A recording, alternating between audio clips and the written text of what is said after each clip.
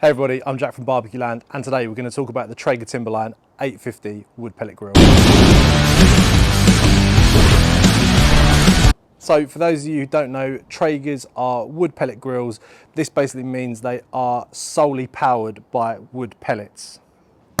They also require a power source. So if you notice, there is a power cable leading out of the Traeger, which is plugged into my external socket in my garden. So if you're thinking about purchasing a Traeger, then you really need to consider, do you have external power points in your garden or an extension lead long enough to reach inside your actual house to power the Traeger. Although they are powered by electricity, they are weatherproof. Apparently Traeger rigorously test these units. They spray them for hours with water so they can be used in inclement weather basically. So if you start off and it's a nice sunny day like this and all of a sudden the clouds form, because I'm not being funny, we are in the UK, a Traeger can handle it, it's not an issue. A little bit of water won't break it. I've used this in the snow, the rain, wind, it still carries on chugging along nicely.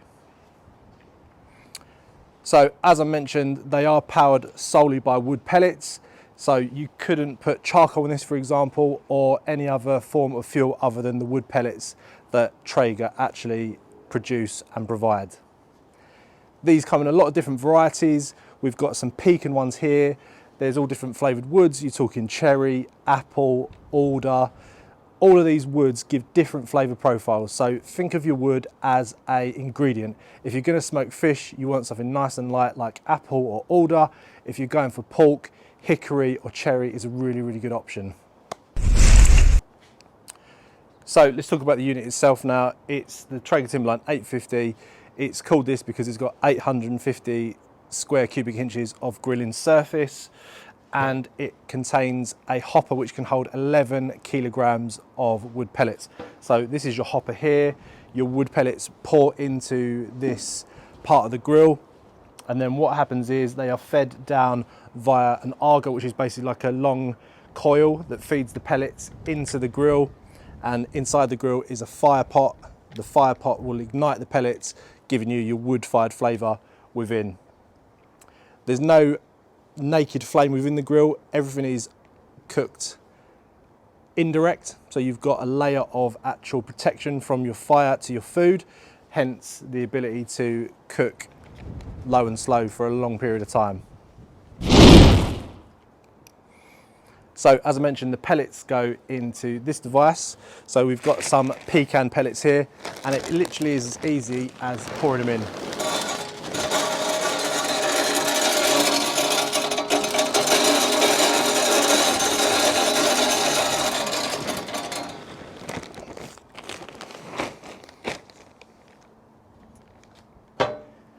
As a rough guide, a bag of pellets will give you around 20 hours of low and slow cooking. So if you're looking for temperatures lower than say 135 degrees Celsius, one bag of pellets will give you roughly about 20 hours of cooking time. If you're cooking at higher temperatures, this unit gets up to 260 degrees Celsius. You're looking at halving that cooking time to around 10 hours. Obviously, these are all rough estimates. The wood pellet grill is an indirect cooking device, so there's no open flame within the grill. I'll open it up for you later on and show you the insides. Bear in mind, this is a well-used unit. I use it for all the demos we do and the videos we have on the YouTube channel, so it has had a good life base. It's been used, so it's not going to be pristine, but the difference with the Traeger compared to a Kamado Joe, for example, is this is all digitally controlled. So if you look here at the unit, this is the control device. So here we select our temperature we want to cook at. We confirm it by pressing the knob, and then obviously we press the red button to ignite the flame. And within 10-15 minutes, you're at your desired cooking temperature. So no different to a charcoal or a gas barbecue. Each one of those requires some sort of time to get to your desired cooking temperature. So your charcoal needs to become white and ashen before you're cooking it, and your gas barbecue needs to reach a certain temperature before you put meat on it. So no difference between a Traeger in that respect.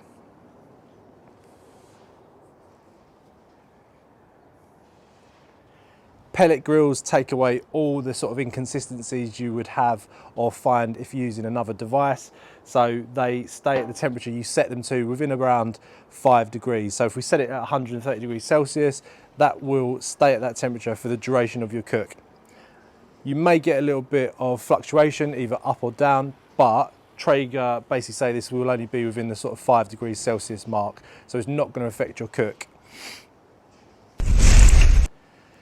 It's got some really innovative features as well. So each of the devices come with a thermometer, a meat probe. This plugs into the front here, and then this would go into your meat you're cooking, and you can monitor the process of the cook through either the panel on the front of the unit, or this model actually connects to the internet, and Traeger has a really good app that features recipes, cooking tips, ideas, and you can monitor the cook no matter where you are in the country. So in theory, I could set my pork shoulder on the Traeger, connect to the app, leave the house, go to the shops, go down the pub, and I can monitor the cook via my phone. The app allows you to do quite a few things. You can increase or decrease the temperature. You can access super smoke mode, which is a mode the Traeger has that pushes a lot more smoke into the actual chamber during the cook. You can only use this during low temperatures, so if you're getting the unit above 105 degrees Celsius, you won't be able to use super smoke mode anymore. But yeah, the app is really great, really innovative, and works really well. So in a minute, I will show you the insides of the Traeger. As I said, this unit is well used and cooked on, so it's not going to look pristine, but let's show you the inside of the grill.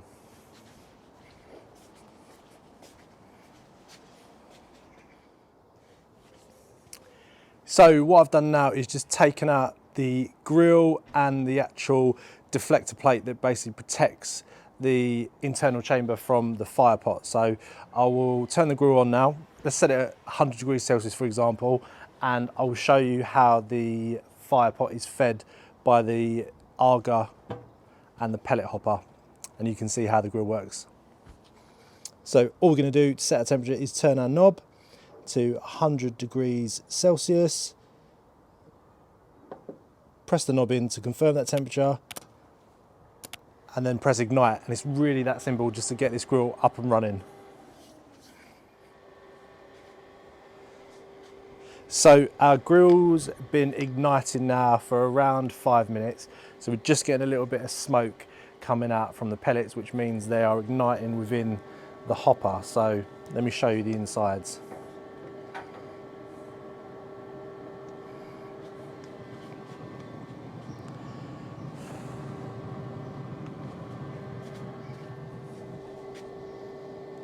So as you can see, this is where the pellets are fed in from, and this is the fire pot.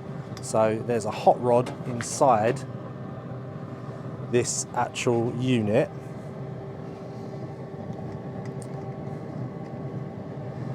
And what the hot rod does is obviously get very hot, and it ignites our pellets within the grill. And depending on the temperature you want from your cook, so if you want a higher heat, it will drop in more pellets for that higher temperature, and a low heat will obviously mean less pellets. So that was a little introduction to the Traeger Timberline 850 and pellet grills in general. If there's any questions you have about this or any of the other devices we feature on the channel, please do comment in the section below. Alternatively, if there's anything you want to see us cook, please do comment as well. I've been Jack from BBQLAND. Don't forget to like and subscribe to the channel, and we'll be putting out 2 videos every week going forward. So we look forward to you subscribing to the channel and being part of our barbecue community.